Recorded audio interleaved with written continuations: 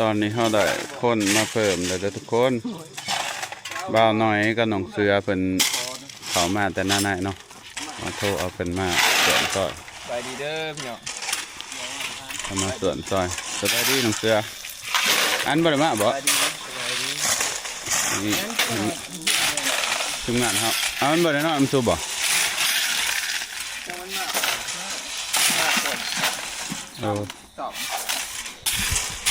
พอดีตอนนี้246เพิ่งบ่าวสุกนะพี่น้องขนาดจะแป๊บเดียวมื้อนี้ก็บ่ล้มพี่น้องเอ้ยเบิ่งเนี่ยโอ้ยเดี๋ยวบ่อยล้มออกมาบ่ตีงใบไม้แทบบ่ตีงเลยพี่น้องเอ้ยฮ้อนหอดเปียกเมื่อยไว้กว่าปกติเนาะ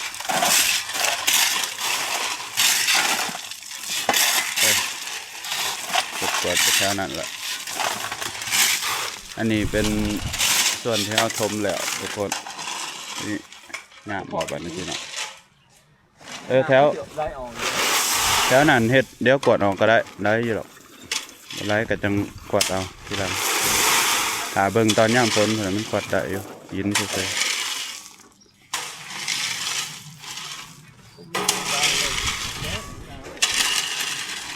ๆนาโล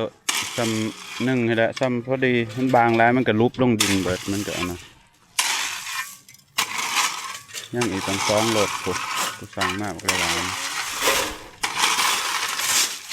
เล็กหนึ่งก็จะร้านพี่น้องได้ลายเติมเนาะเล็กหนึ่งทั้งอีก2 โลกันนะรถอีกรถหนึ่งนะจะใส่ตรงนี้นะพี่น้องแล้วก็อีกรถหนึ่งนะจะใส่เบื้องนั้นเบื้องบ่ก็คือว่าขันซื้อมาใส่ถนนนี่ก็ทางเขาบ้านมาทุกหนาจะเบิดประมาณ4-5 รถเนาะปีหน้าจึงสิซื้อซะแต่ปีหน้านี่คืออันนี้ขึ้นเนาะพี่น้องราคาขึ้นนี่ใส่กรอกมาตากมันจะดูแบบสะอาดเนาะพี่น้องเอ้ยมันแบบมันบ่มีดินนะมันก็สะอาดถ้าเห็ดคลิปเห็ดยังยืนเห็ดกินแถวนี้นะพี่น้องบรรยากาศมันก็น่าเบิ่งขึ้นกว่าเก่าก็ค่อยๆปรับปรุงไปเนาะพี่น้องบ้านเขาอยู่เองคอยเห็ดไปทีละน้อยทีละปีก็เห็ดทีละเด็กทีละหน่อยเนาะบาสุกก็ได้คอยต่อคอยเติมมาอย่างบ่อนที่มันอันนี้เขาก็ปรับปรุงไปเพราะว่าให้อยู่กับมันตลอดเด็กเนาะเขาไปได้ไปใส่มาใส่เนาะคือว่าย่ำฝนหนามันมาถ่วมก็น่าจะแน่นคือเก่านะพี่น้องซึ่งว่าขีดตมมันมาเกาะก็อาจจะบ่งามคือเก่าแต่ว่าดินเขามันก็แน่นพี่น้องเพราะว่าหินมันบ่อันนี้ไปใส่เด้มันบ่ไหลไปใส่เนาะน้ำมามันก็จมอยู่บนเก่าดาวเห็ดคลิปเห็ดปิกนิกออกนอกบ้านว่าเผาปลาบ่อหมูกระทะบ่อย่ำหนาวหรือว่าย่ำมันหอนเขาก็สามารถมาปูสาดนั่งกินได้นะพี่น้องได้ฟิวอีกแบบหนึ่งฟิวทงหน้าบ่เปลี่ยนกันได้ลุยอ๋อนี่มิตรกะมันสิล่มพัดกระปิวละหลายคนกินฮอดน้องรัดเนาะพี่น้องน้องรัดเพิ่นไปอยู่บ้านเด้อเพิ่นไปอยู่บ้านพ่อเพิ่นเนาะบ้านพ่อเพิ่นอยู่แก่งตะวันเฮาก็บอกหลายคลิปแล้วเนาะบางคนไปอยู่น้ำพ่อเลยนะพี่เพิ่นน่าจะไปอยู่กันเลยเดี๋ยวเราปรับปรุงไปเรื่อยๆพี่น้องเดินมาก็โอ้ตอนนี้แบบเป็นสัดส่วนขึ้นรู้สึกว่างามขึ้นกว่าเก่านะพี่น้องแนมเบิ่งมันกะแบบเป็นคือบ่หกเลยสินะเหมือนคองกองหนึ่งได้ประมาณซ้ำนี้เนาะพี่น้อง 4,000 กว่าบาท 4,500 บาทได้ประมาณซ้ำนี้มันเป็นหินบดเนาะพี่น้องอันขั้นแรกมันก็งามอยู่ตอนเขาใส่ทำอิฐเนาะเพราะว่ามันได้หูทรงที่เราต้องการเลยแต่ว่าผ่านไปอีกปี 1-2 ปีเนาะ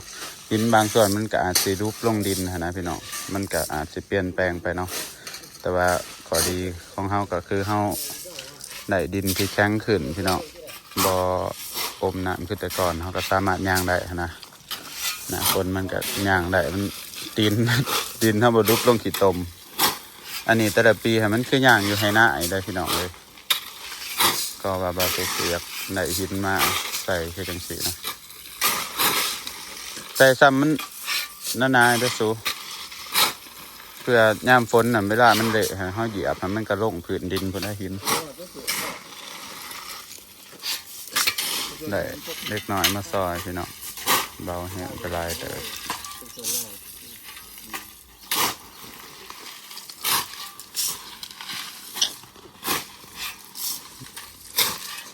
ประมาณนี้เลยสวยงามในเคียงหน้านี่ซื้อไปใส่สักรถหนึ่งก็พอดีอยู่แล้วเคียงหน้าอยู่น้องดูฮะรถตามละมันจังอันนี้เวลาเฮาย่ามฝนทำมันเละแห้งอยู่เคียงหน้าตัวนะครับบอนอ้อมขางอ้อมเทียงฮะแล้วซื้อไปใส่แต่มันมีหินมันจะแน่นขึ้นพี่น้องมันจะบริโนเปื่อน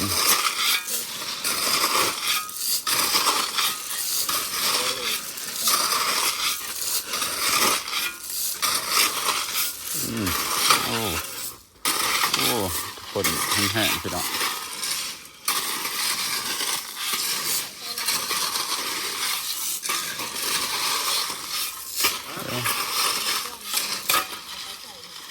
พี่ชัวมันใส่ทั้งเถิงสิใส่ไปรถมันไหลหรอกยังอีก2 กองสิอีกกองหนึ่งเขาก็เอามาใส่แถวๆนี้เนาะพี่น้องแถวหน้าห้องน้ำเขาก็ใส่ไปสิเพราะว่าเขตนี้ยังเละเนาะพี่น้องเละที่สุดคือบอลนี้แล้วก็วันนี้แบบย่างก็บ่ได้เลยนะปลาสุกกับสีทมแถวนี้แหละแถวบอลที่ย่างไปย่างมานี่กับเส้นบอลนี้เนาะพี่น้องเป็นระหว่างเหล่ากับขี้ไฟบาสุกเนาะบาสุกกับสีทมให้มันเต็มเบิดบอลใดที่เขาใส่ในชีวิตประจำวันกับสีทมลายนี่เห็นไหมพี่น้องอันนี้เป็นโซนข้างๆขี้ไฟบาสุก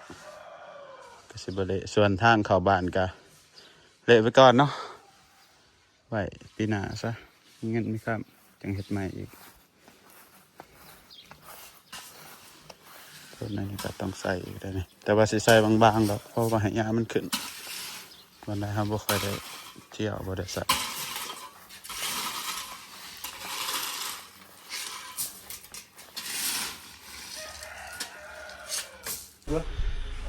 กำลังจะแล้วพี่น้องกำลังแล้วกองนี่เนาะรถมาจุดเพลิงในทุกทีอันนี้พอดีรถมาอีกหอบหนึ่งเนาะพี่น้องนี่พอดีกำลังแล้วเมื่อกี้นี่เลยกำลังอันนี้รถกับพอดีมาบึ๊บเลยก็จะบอกว่าครบ3 รถเนาะเหมือนนี่พอดีมาพอดีพี่น้องโอ้ก็ขักแต่เราขับรถเสียนาลีก็แคบๆมันเลยพี่น้องโอ้น้อยหนึ่งกระทำสังกะสีเลยโอ้อันนี้สาเหตุที่มัน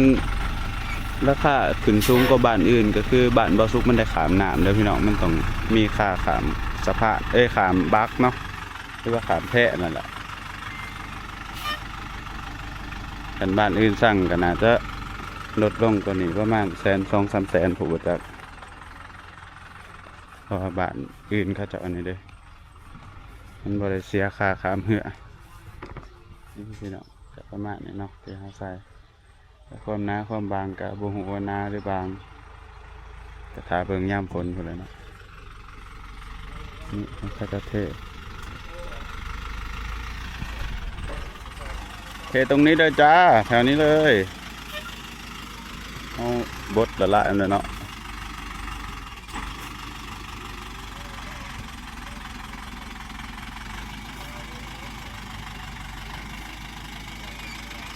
หอบต่อไปน่าจะหอดตอนค่ำๆเลยพี่น้องคิดว่าหอบหนึ่งก็ใส่เวลาประมาณ3-4 ชั่วโมงเขาจะไปเอากับอยู่ไกลเติบอยู่พี่น้องเลยคุณแหละอยู่ทางเมืองสนาสมบูรณ์ไปเลยเนาะบ่อหินบ่อทราย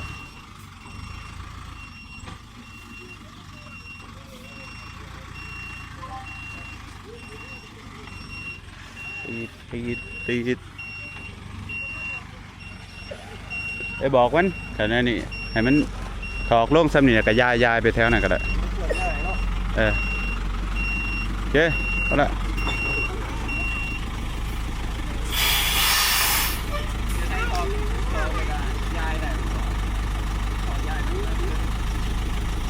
ยายซ้ำหนึ่งก็ได้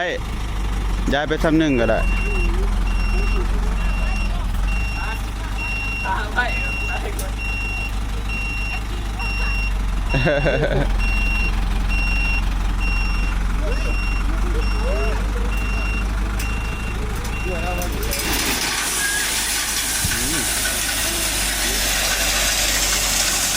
ง่ายมากทุกคน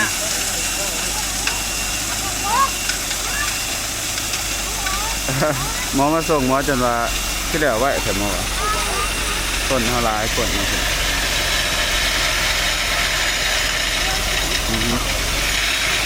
โอเคแล้วยายให้ไปนั่งไปเนาะเพราะว่ามันเป็นส่วนง่าย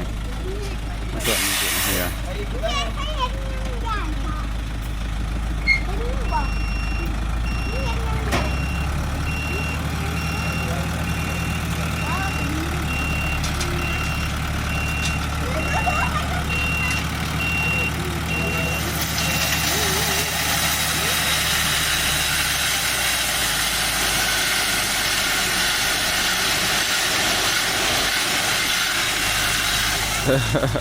ก็ซ้ำบ่ยายคือเก่าเลยน้อยเขาก็ต้องไปส่วนคือเก่าตอกลงโดด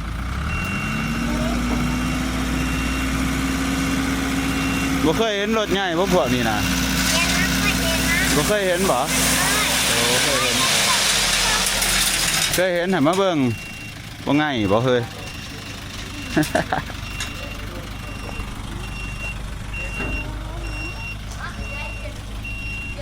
โอ้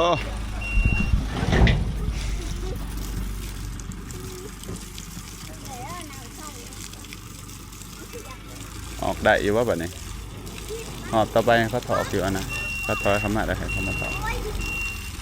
เขาอยู่ขางอันนั้นเลยเราได้ไปเนาะเส้นขนาด